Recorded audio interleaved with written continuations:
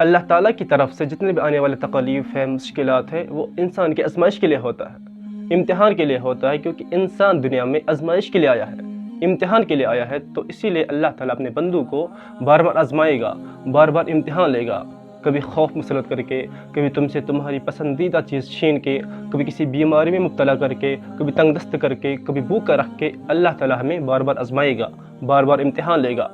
اور ہمیں ان مشکلات پہ صبر کرنا ہے، نہ کہ گلہ شکوہ کرنا ہے اللہ سے، نہ کہ ناشکری کرنی ہے، بلکہ صبر کرنا ہے۔ مثال کے طور پر آپ کے گھر میں کسی کا انتقال ہو گیا، جیسے آپ کو پتہ چلا،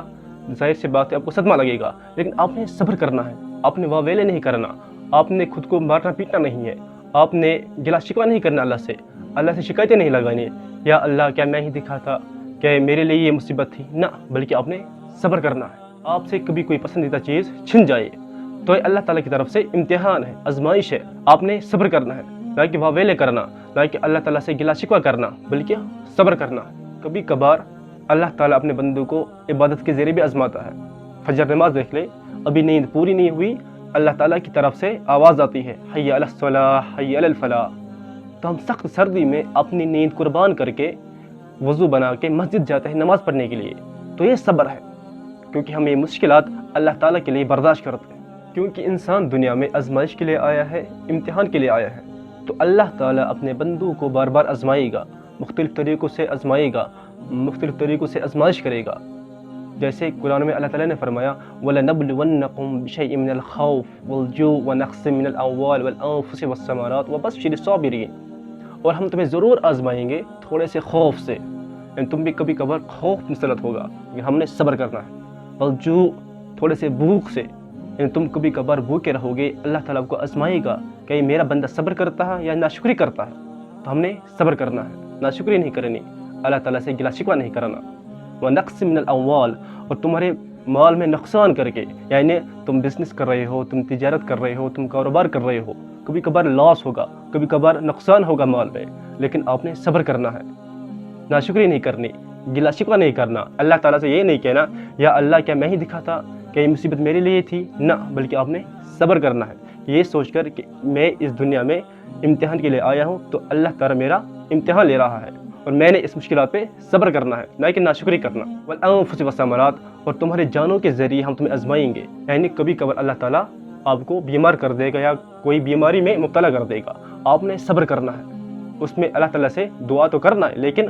واویلے نہیں کرنا، ناشکری نہیں کرنا، گلا شکوہ نہیں کرنا، بلکہ صبر کرنا ہے۔ آپ کے گھر میں کسی کا انتقال ہو گیا، جیسے آپ کو پتہ چلے گا تو آپ نے اسی وقت صبر کرنا ہے،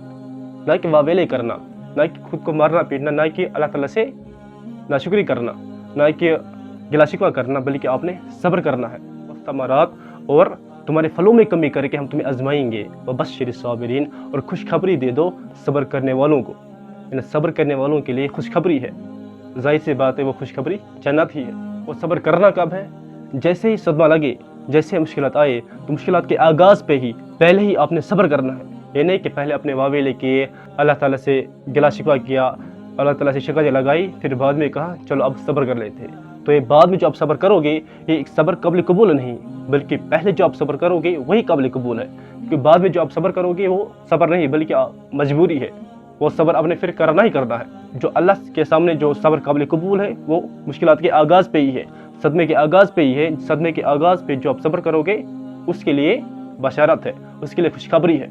جنت ہے اس کے لیے۔ اسی لیے صبر کرنا سیکھے، مشکلات پہ صبر کرنا سیکھے۔ جیسے اللہ کی طرف سے کوئی مشکلات آئے تو واویل نہ کیا کرے، ناشکری نہ کیا کرے، اللہ تعالیٰ سے گلا نہ کیا کرے، شکوہ نہ کیا کرے، شکایتیں نہ لگایا کرے، بلکہ صبر کیا کرے، اور صبر کرنے والوں کو کیا ملے گا؟ ان اللہ مع الصابرین، بے شک کہ اللہ تعالیٰ صبر کرنے والوں کے ساتھ ہے، ان کا مددگار ہے۔ اور بشر الصابرین، اور خوشخبری دے دو صبر کرنے والوں کو، یعنی صبر کرنے والوں کے لیے خوشخبری ہے، ان کے لیے جنت ہے۔